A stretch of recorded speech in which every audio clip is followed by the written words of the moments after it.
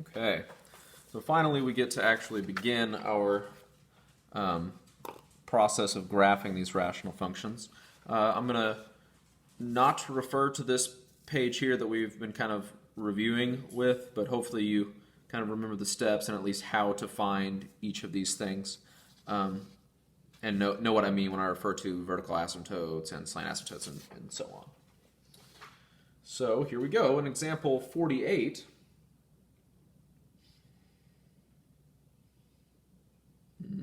Example 48, we're going to, step one, we're going to factor everything. So bottom's already factored, that's nice. The top is not, but we can do that hopefully very quickly by recognizing that this is a difference of squares. So here we go, x plus 3, x minus 3 in the numerator, over the denominator, which we've known as x minus 3 times x plus 1. Okay, so before I get going crazy, I'm going to remember that the second thing to do is find the domain. And the domain of this function, as with every rational function, is all real numbers, except whatever makes the bottom 0. In this case, two numbers make the bottom 0. A 3 will make the bottom 0, and a negative 1. So all real numbers except 3 and negative 1. 3 and negative 1. So these are the domain issues. So great. So we have found our domain. But I think you'll all agree that in the third step, finding the holes, there's a factor that cancels. So there will be a hole in this graph. If nothing cancels, there are no holes in the graph and you can move on. But in this case, something does, so there is a hole in the graph. And remember, holes are coordinate points, spots on the plane. So they have an x-coordinate and a y-coordinate, and we can find both. We did in the last video, we remembered that to find holes, you set the factor that cancels equal to 0. So I'm going to set x minus 3 equal to 0 and solve for x. And I'm going to get 3. And now that I have this fraction that's fully reduced after the canceling of the x minus 3, I can take that canceled factor, plug it back in. 3 plus 3 is 6, over 3 plus 1 is 4, and 6/4 is 3/2. So remember, the factor that cancels, set it equal to 0, solve for x. Take that number, plug it back into the simplified version. Realize this is the fully as simplified as this is going to get. And then solve for y. So 3 plus 3 over 3 plus 1 is 1.5. So there's a hole in the graph at 3, 1.5. Cool. What else? Well, this fourth step in our process was to find vertical asymptotes. So to find those, we're going to set the bottom equal to 0 and solve for x, and that's an easy x equals negative 1. So there is a vertical asymptote at x equals negative 1. Remember, that's a vertical line passing through the x-axis at negative 1. Awesome. What about any x-intercepts? Those are pretty easy. X-intercepts, pretty easy.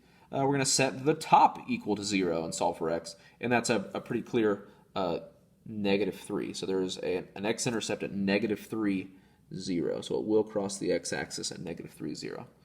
Oh man, y-intercept. I didn't even talk about y-intercepts in our last example, but y-intercepts are the same for every function. To find the y-intercept, plug in 0 for x.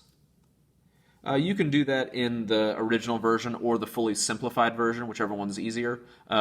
It looks like that's going to be pretty easy to plug a 0 into. So when I do, if I plug in a 0 for every x, I get 3 over 1. So when x is 0, y is 3.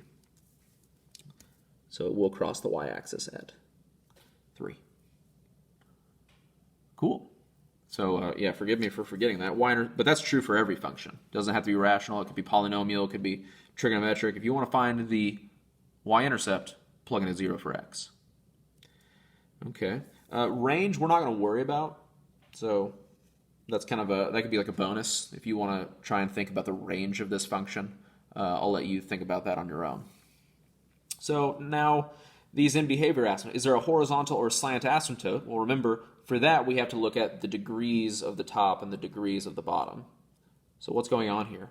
For this, it doesn't matter which version you look at. They're going to be the same. In this case, x to the first over x to the first, the degrees are the same, so we know there's going to be a horizontal asymptote, because the only time there's a slant asymptote is if it's bigger on top. In this case, the exponents are the same, so we're going to divide coefficients.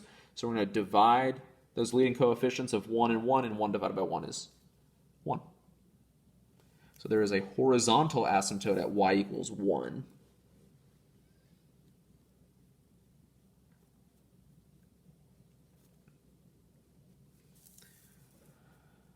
Awesome. And we have kind of our information here. You may remember that the parent function of the rational function is 1 over x and looks like this. So this is what most rational functions will look like, and in this one will as well. We know it crosses through this point and will eventually fall in line with the predicted end behavior of y equals 1. And it can't cross that vertical asymptote, so it's got to go up. An argument could be made, well, why didn't it go up through the y-axis here and then turn around and go down? Right? That's was a possibility. I kind of ignored that possibility, but it could have gone through this y-intercept here at 3 and then turned around and gone down to negative infinity. And there's a reason why that is impossible, and I would encourage you to kind of pause the video and think about why it had to be going up here, and why it didn't turn around and go down. And the reason is because for this thing to, at this point, go down towards negative infinity, it would have to cross the x-axis to do that. And in our analysis, there's only one x-intercept. Okay, pretty cool. All right. Same thing is true here. It's going to fall in line with our predicted end behavior and go down like so. All right, and there's our function. The end behavior here is, remember, limit as x approaches infinity of f of x equals what? And the limit as x approaches negative infinity of f of x. That's how we write end behavior. And for both of these, no matter if you're going towards positive or negative infinity, the function is ever approaching a height of 1. That's always going to be that that horizontal asymptote here. Okay. We'll talk about vertical asymptote behavior in the next example. I'm going to end the video here, and then we'll look at another example.